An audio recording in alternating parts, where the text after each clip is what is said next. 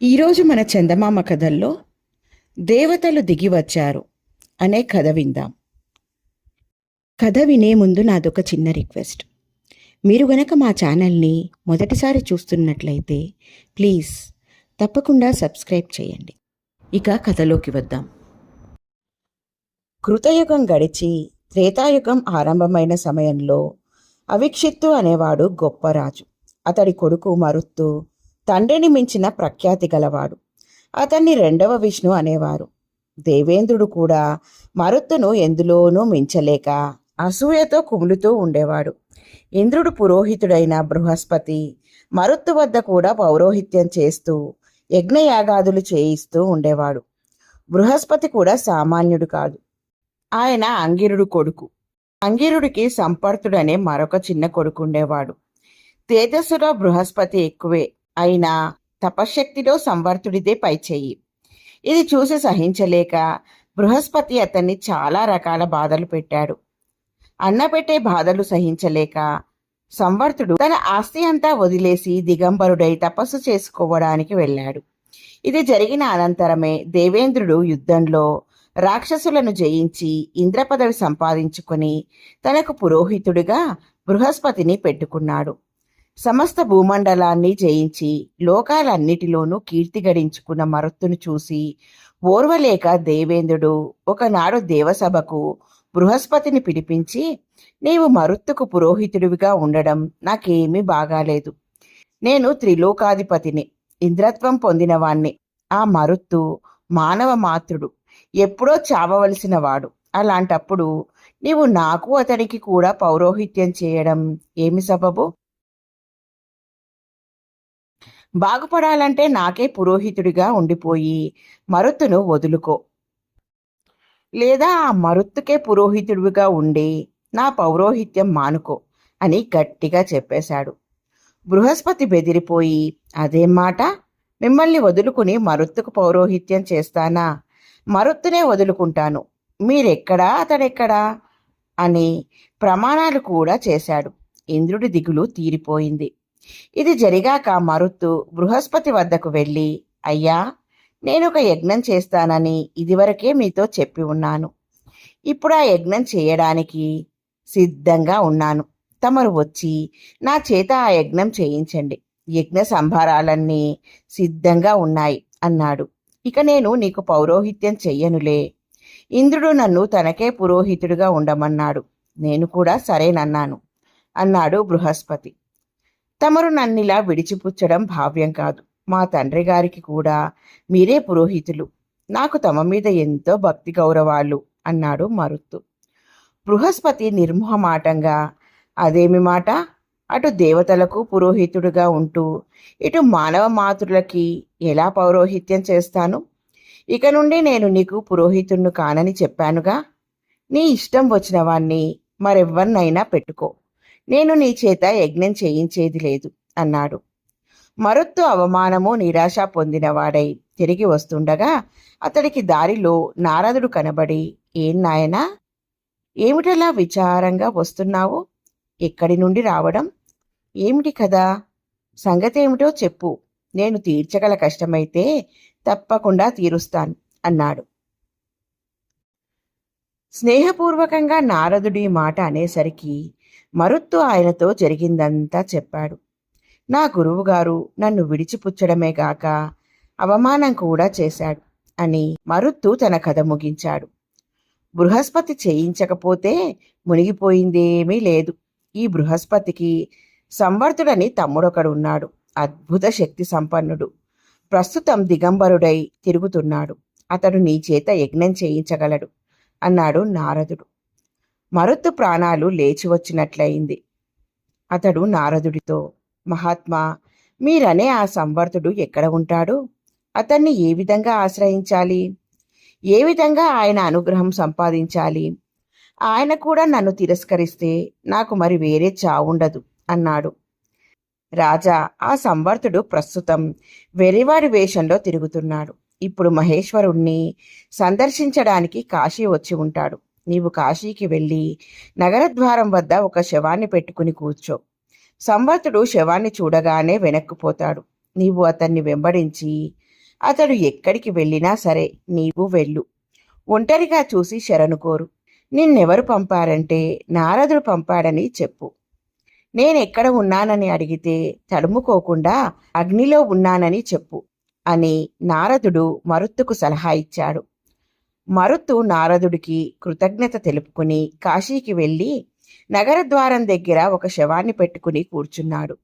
కొంతసేపటికి సంవర్తుడు అటుగా వచ్చి శవాన్ని చూస్తూనే గిరుక్కున తిరిగి వెళ్ళసాగాడు. ఆ మనిషే సంవర్తుడని గ్రహించి మరుత్తు ఆయన వెంటపడ్డాడు. ఇద్దరూ ఒక నిర్జన ప్రదేశానికి చేరుకున్నాక సంవర్తుడు మరుత్తు మీద దుమ్ము మన్ను కొట్టి మీద ఊశాడు. మరుత్తు ఇదేమీ లక్ష్యం చెయ్యక ఆయనకు ఒక నమస్కారం చేసి మళ్ళీ వెంట నడవసాగాడు. కొంత దూరం వెళ్ళి సంవర్తుడు ఒక బ్రహ్మాండమైన మర్రి చెట్టు కింద అలుపు తీరడానికి కూర్చున్నాడు. తరువాత ఆయన మరుత్తుతో, నేనెవరో నీకెలా తెలిసింది? నేను ఫలానా చోట ఉంటానని నీకెవరు చెప్పారు? నిజం చెబితే నీ కోరిక తీరుతుంది. అబద్ధమాడావో నీ తల 100 చెక్కలవుతుంది అన్నాడు. మరుత్తు నారదుడు చెప్పమన్నట్లే చెప్పాడు. చివరకు, స్వామి, నాకు గురువుగా ఉండి తమరు నా చేత యజ్ఞం చేయించాలి అని తన కోరిక వెలిబుచ్చాడు. అంతా విని ఈ వికారాకారంతో ఉన్న నా చేత యజ్ఞం చేయించుకోవడం దేనికి? ప్రతిభావంతుడైన మా అన్న బృహస్పతి యజ్ఞాలు చేయించడంలో సాటిలేనివాడు. ఆయనను వేడుకో అన్నాడు సంవర్తుడు. ఆ మాటకు మరుత్తు బృహస్పతి అన్న మాటలు కూడా సంవర్తుడికి చెప్పాడు.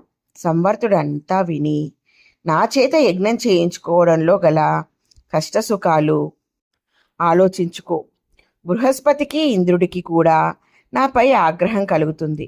అది అలా ఉంచి అక్షరాలా నేను చెప్పినట్లు నీవు చేయకపోయావో నేనే నిన్ను నాశనం చేస్తాను అన్నాడు.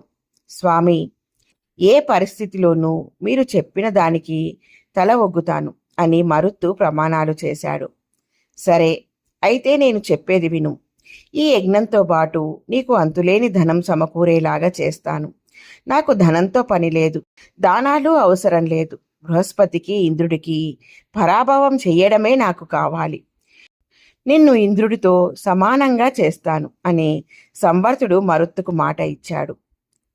శివుడుండే హిమాలయ పర్వతానికి పక్కగా ముంజవంతం అనే పర్వతం ఉన్నది. అక్కడ అంతులేని బంగారం ఉన్నది. మరుత్తు శివుడి అనుగ్రహం పొంది అక్కడికి తన పరిచారకులను పంపితే వారు ఆ బంగారం తీసుకురాగలరని సంవర్తుడు సలహా ఇచ్చాడు. ఈ సలహా ప్రకారం మరుత్తు తన పరిచారకులను బంగారం తెమ్మని పంపి పెద్ద ఎత్తున యజ్ఞవిధికి ఉపక్రమించాడు. ఈ వార్త దేవలోకంలో బృహస్పతికి తెలిసింది. తన తమ్ముడైన సంవర్తుడిక మహాధనికుడు అవుతాడని గ్రహించి బృహస్పతి మనోవ్యాధితో మంచం పట్టాడు. తన గురువైన బృహస్పతి అస్వస్థత గురించి విని దేవేంద్రుడు సపరివారంగా చూడవచ్చి బృహస్పతితో, ఇదేమిటి, నీవిలా పాలిపోయి శుష్కించి ఉన్నావు? ఇది దేహజనిత జాడ్యమా, మనోజాడ్యమా? నీ మనోవ్యాధికి కారకులెవరో చెబితే వాళ్ళని తక్షణం వధిస్తాను అన్నాడు. దేవేంద్ర, మరుత్తు చేత సంవర్తుడు యజ్ఞం చేయిస్తున్నాడని విని నాకు బెంగ పుట్టుకొచ్చింది. సంవర్తుడు నా శత్రువు. ఈ యజ్ఞం చేస్తే వాడు మహాధనికుడైపోతాడు. ఈ యజ్ఞం జరగడం నాకిష్టం లేదు. ఇది ఆపడానికి నీకు శక్తి ఉంటే ఆపు అన్నాడు బృహస్పతి. అప్పుడు ఇంద్రుడు అగ్నిని పిలిచి, అగ్ని, నీవు నా దూతవుగా మరుత్తు వద్దకు వెళ్ళి ఈ యజ్ఞం బృహస్పతి చేస్తాడని, ఆయన యజ్ఞం చేయిస్తే తనకు అమరత్వం వస్తుందని చెప్పు అని ఆజ్ఞాపించాడు. అగ్ని వెళ్ళి ఇంద్రుడు చెప్పమన్న విధంగా మరుత్తుతో చెప్పాడు. అంతా విని మరుత్తు, మహాత్మా, యాజకుడుగా నాకు సంవర్తుడే చాలు. అమరులైన దేవతలకు యాజకుడైన బృహస్పతి మర్త్యుడనైన నా చేత యజ్ఞం చేయించడం ఏమిటి? ఆయనకు ఒక నమస్కారం అన్నాడు. అగ్ని అంతటితో వదలక దేవేంద్రుడి స్నేహం మరుత్తుకు ఎంతో మంచిదని, బృహస్పతి గురుత్వంలో అన్ని లోకాలు లభ్యమవుతాయని మరుత్తుకు ఆశలు పెట్ట యత్నించాడు. సంవర్తుడు అగ్నికి అడ్డొచ్చి, నీవు వచ్చిన పని అయిపోయింది. నీ బృహస్పతి యాజకత్వం మాకక్కర్లేదు. ఇక నీవు వెళ్ళు. వెళ్ళకపోయావో నిన్ను నిలువునా దహించి బూడిద చేస్తాను అని గర్జించాడు. అగ్ని బెదిరిపోయి దేవేంద్రుడి వద్దకు వెళ్ళి తన దౌత్యం ఫలించలేదని చెప్పాడు. దేవేంద్రుడు అగ్నితో, నీవు మరుత్తు వద్దకు మళ్ళీ వెళ్ళి నా మాట వినకపోతే వజ్రాయుధంతో అతని తల నరికేస్తానని చెప్పు అన్నాడు. అగ్ని వణుకుతూ, నన్ను మళ్ళీ పంపకండి, వెళితే ఆ సంవర్తుడు నన్ను నిలువునా దహించి పిడికడు బూడిద చేస్తాడు అన్నాడు. దేవేంద్రుడు ఈ మాట నమ్మక, అన్నిటినీ దహించి బూడిద చేసే శక్తి నీ ఒక్కడికే ఉంది, నిన్నెవరు దహించి బూడిద చేస్తారు? ఇది నమ్మరాని మాట అన్నాడు. అదేం మాట? నీవు 3 లోకాలకు అధిపతివై ఉండగా వృత్రుడు నీకన్నా శక్తివంతుడై నీ నుండి స్వర్గాన్ని లాక్కోలేదా అన్నాడు అగ్ని. ఆ వృతుణ్ణి దోమలు నలిపినట్లు నలపగలిగి ఉండి ఏదో ఉపేక్ష చేశాను. నా దగ్గర వజ్రాయుధం ఉండగా మానవుడు నన్ను ఎదురిస్తాడా అని ఇంద్రుడు డంబాలు పలికాడు. అదే చూశాం. వెనక చవనుడిపై వజ్రాయుధం వేశావుగా, ఆ చవనుడి శక్తి చేత నీ వజ్రాయుధము నీ చెయ్యి కూడా స్తంభించిపోయాయి. అంతటితో పోనివ్వక చవనుడు నీ మీదకి భయంకర రాక్షసుని సృష్టించి పంపకం చేస్తే వాణ్ణి చూడడానికే భయం వేసి కళ్ళు గట్టిగా మూసుకున్నావు. ఇదంతా ఎందుకు? ఆ సంవర్తుడి శక్తులు ఎలాంటివో నాకు తెలుసు అని అగ్ని ఇంద్రుడికి చక్కగా వాతలు పెట్టాడు. అగ్ని తిరిగాడని గ్రహించి ఇంద్రుడు ధృతరాష్ట్రుడనే గంధర్వుణ్ణి తన దూతగా మరుత్తు వద్దకు పంపాడు. ధృతరాష్ట్రుడు మరుత్తుతో, రాజా, ఈ యజ్ఞానికి బృహస్పతిని యాజకుడుగా పెట్టుకోకపోతే దేవేంద్రుడు నీపై వజ్రాయుధం ప్రయోగించగలడు, తరువాత నీ ఇష్టం అన్నాడు. మరుత్తు అతనితో, నాకు సంవర్తుడే యాజకుడు, మిత్రద్రోహం బ్రహ్మహత్యను పోలినదని మీ దేవేంద్రుడికి దేవతలకు చెప్పు అన్నాడు. అదిగో ఆకాశంలో ఆ భయంకరమైన చప్పుడు వింటున్నావా రాజా? ఇంద్రుడు నీపై వజ్రాయుధం వేయడానికి సిద్ధంగా ఉన్నాడు, మరోసారి ఆలోచించుకో అన్నాడు ధృతరాష్ట్రుడు. నిజంగానే యజ్ఞశాలలో ఉన్నవారికి ఆకాశం నుండి భయంకర గర్జన వినిపించింది. అందరూ భయపడ్డారు. మరుత్తుకు కూడా మనస్సు వికలమైంది. ఆయన సంవర్తుడితో, స్వామి, నన్నీ ఉపద్రవం నుండి తమరే కాపాడాలి అన్నాడు. సంవర్తుడు మరుత్తుతో, నీకు వజ్రాయుధం భయం అవసరం లేదు, అంతేకాదు ఈ యజ్ఞం ఎలా జరపమన్నా అలా నేను జరిపించగలను అన్నాడు. అయితే ఆ ఇంద్రుడు ఇతర దేవతలు ప్రత్యక్షంగా వచ్చి యజ్ఞ సదస్సులో పాల్గొని సోమం స్వీకరించేటట్లు చేయండి అని మరుత్తు కోరాడు. అందరూ ఇప్పుడే దిగివస్తారు అన్నాడు సంవర్తుడు. ఆయన అన్నట్లే దేవేంద్రుడు మొదలుగా గల దేవతలు స్వయంగా యజ్ఞశాలకు వచ్చేశారు. మరుత్తు సంవర్తుడు వారికి తగిన రీతిగా స్వాగతం చెప్పి ఆతిథ్యం ఇచ్చి వారి చేత సోమపానం చేయించారు. పులిలాగా బయలుదేరిన ఇంద్రుడు సంవర్తుడి మహిమ చేత పిల్లిలాగా అయిపోవడమే కాక మరుత్తును దీవించి యజ్ఞం పూర్తి అయినాక తిరిగి స్వర్గానికి వెళ్ళిపోయాడు. ఇలా ఉంది ఫ్రెండ్స్ ఈ కథ. బాగుంది కదూ? నచ్చిందా? అయితే లైక్ చేయండి.